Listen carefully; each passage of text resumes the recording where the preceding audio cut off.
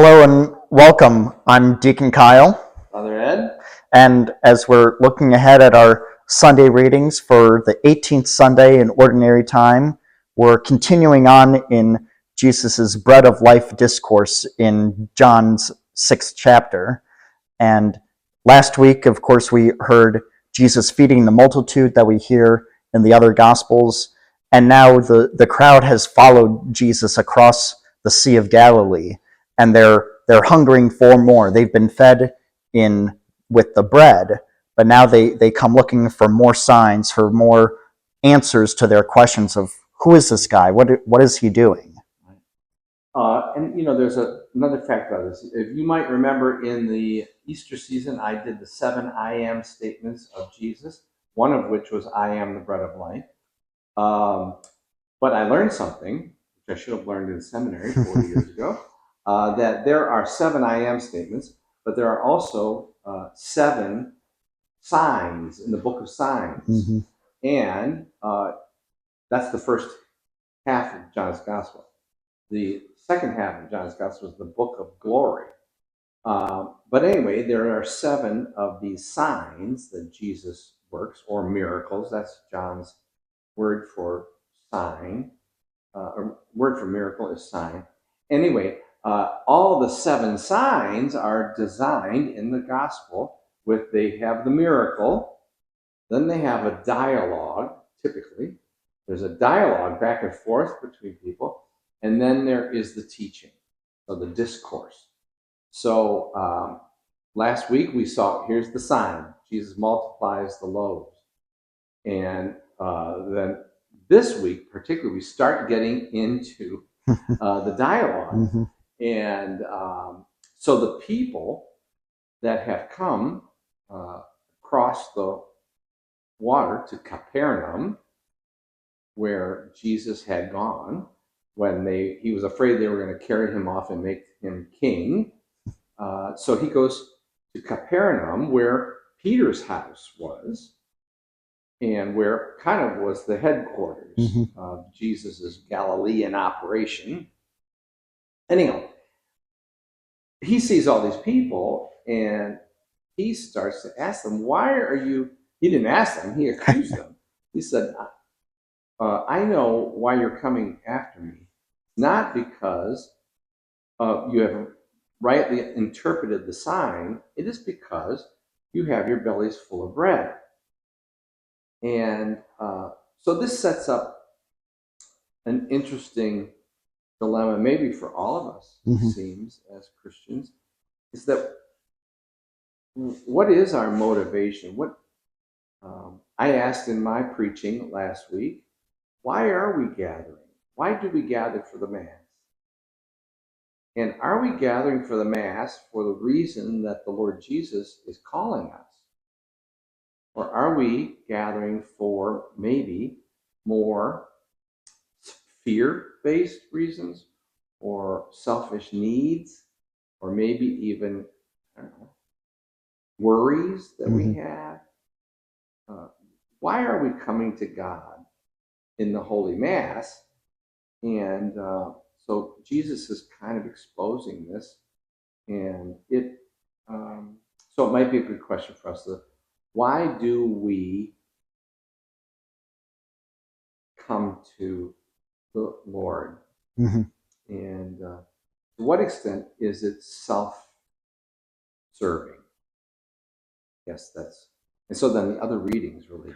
Yeah, like that kind of, we see that also in the first reading from Exodus. The people of Israel have been freed from slavery, and Moses is leading them through the desert, and they've making their way through the desert a little bit, and now they're complaining, like, you've taken us out so that we can die in the desert hungry.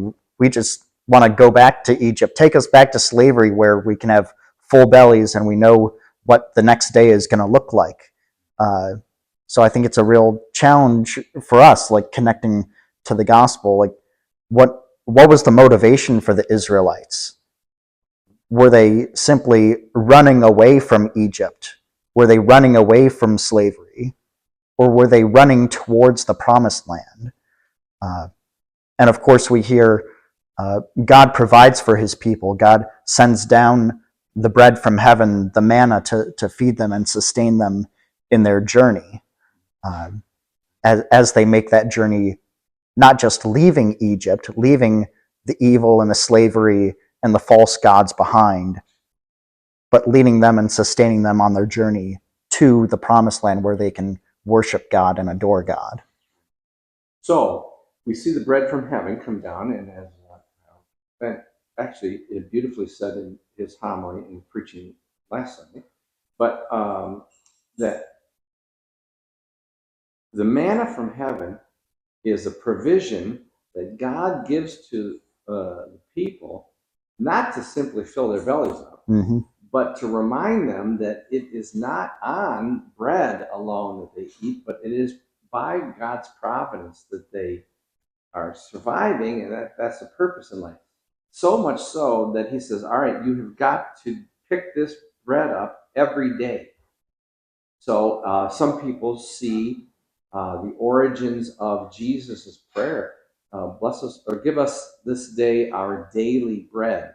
So the Jews had to go out into the desert every day and pick up their daily ration. Mm-hmm.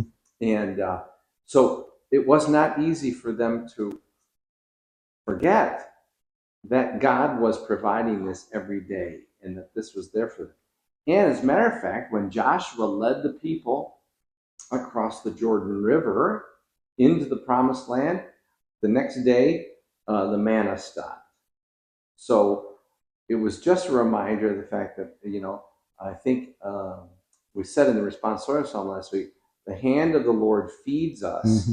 and he answers all our needs.